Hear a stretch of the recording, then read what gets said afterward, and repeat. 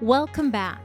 In this training video, we'll be demonstrating advanced applications of the Owen Trauma Bandage, or OTB, for addressing junctional wounds and wound packing. We'll also cover the OTB's proprietary Quick Connect extension system. As you'll see, the OTB offers significantly enhanced capability over other compression bandages. Junctional wounds.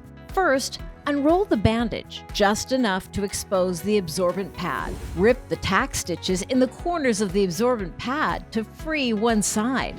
Next, roll or bunch the absorbent pad to create additional point pressure over the wound, and place the rolled or bunched absorbent pad over the wound and wrap the wound per our instruction video for OTB basic application. Check tension and point pressure positioning. Wound packing. First, cut the desired number of thin strips from the far end of the absorbent pad. Use the strips to pack the wound per training protocol. Next, ball or roll the remaining absorbent pad and place over the wound packing. Wrap the wound per the directions for dressing a junctional wound. OTB Quick Connect Extension. In the event you require additional length for your OTB, simply connect another OTB. This allows you to carry only what you need, but adapt the device when necessary to wrap.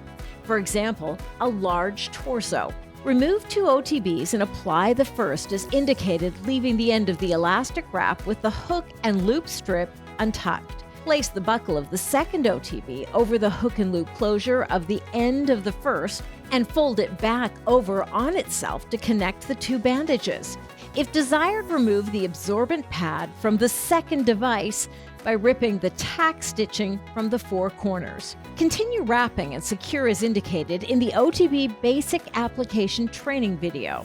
And watch our other training videos detailing OTB advanced applications. For more information on the Owen Trauma Bandage or to purchase, simply go to owendss.com and shop the store, or click the link below. And please remember to like and follow our page.